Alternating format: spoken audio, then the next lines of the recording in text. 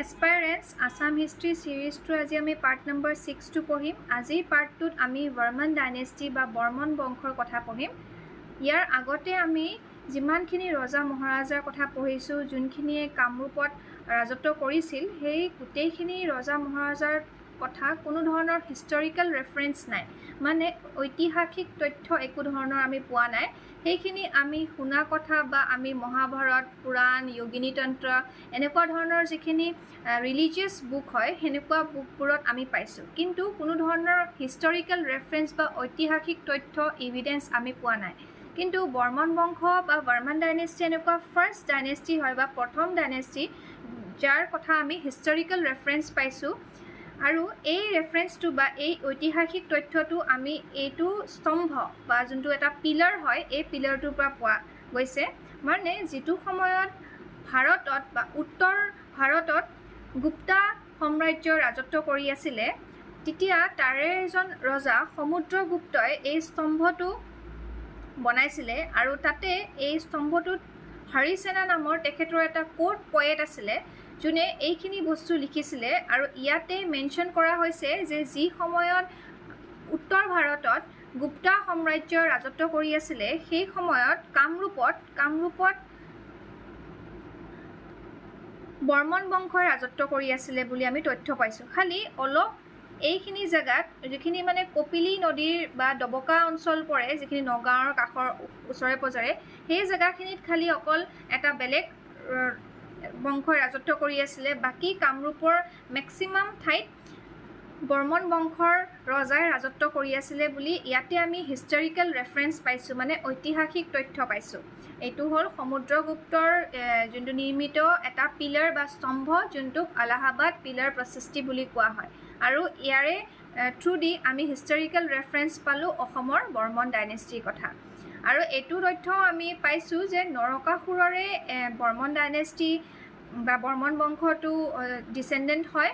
আৰু নৰকাসুৰে ৰাজত্ব কৰাৰ 3000 বছৰ পিছৰ পৰা বৰ্মন বংশৰ ৰাজত্ব কৰি আছিলে। এতিয়া এই বংশৰ প্ৰথমজন ৰজাৰ আমি তথ্য পাইছোঁ পুষ্যবৰ্মান। পুষ্যবৰ্মান এই বংশৰ ফাউণ্ডাৰ বা প্ৰতিষ্ঠাপক আছিলে আৰু সমুদ্ৰগুপ্তৰ কণ্টেম্পৰেৰী আছিলে। মানে নৰ্থ ইণ্ডিয়াত, উত্তৰ ভাৰতত যিটো সময়ত সমুদ্ৰগুপ্তই ৰাজত্ব কৰি আছিলে, সেই সমসাময়িক মানে টাইমতে আমাৰ ইয়াতে মানে কামৰূপত বৰ্মন বংশৰ পুষ্যবৰ্মানে ৰাজত্ব কৰি আছিলে। আৰু তেখেতে নিজকে এটা টাইটেল দিছিলে মহাৰাজা ধীৰজ। মহাৰাজা ধীৰজ মানে হ'ল ইণ্ডিপেণ্ডেণ্ট ৰুলাৰ, যোনে কাৰো তলত, কোনো ৰজাৰ তলত ছাবঅৰ্ডিনেট হৈ থকা নাই, নিজে ইণ্ডিপেণ্ডেণ্ট হিচাপে, স্বাধীন হিচাপে এটা জেগা ৰুল কৰি আছিলে, মানে কামৰূপত ৰুল কৰি আছিলে।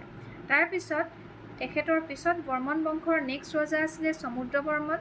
সমুদ্ৰবৰ্মনৰ কথা ইমান বেছি আমাৰ ওচৰত তথ্য নাই, খালি এটা বস্তুৱে আমি জানি থ'ব লাগিব যে নৰ্থ ইণ্ডিয়াত যিটো সময়ত চন্দ্ৰগুপ্ত ছেকেণ্ড বা বিক্ৰমাদিত্য নামৰ ৰজাজনে ৰাজত্ব কৰি আছিলে, সেই সময়তে কামৰূপত সমুদ্ৰবৰ্মনে ৰাজত্ব কৰি আছিলে। আৰু টাইমলাইনখিনি ভালকৈ জানি থ'ব লাগিব আমি। তাৰপিছত নেক্সট আছিলে বালাবৰ্মন। বালাবৰ্মনৰ যিখিনি তথ্য বা হিষ্ট্ৰী, এইখিনি আমি জনাটো উচিত, কাৰণ তেখেতৰ লগত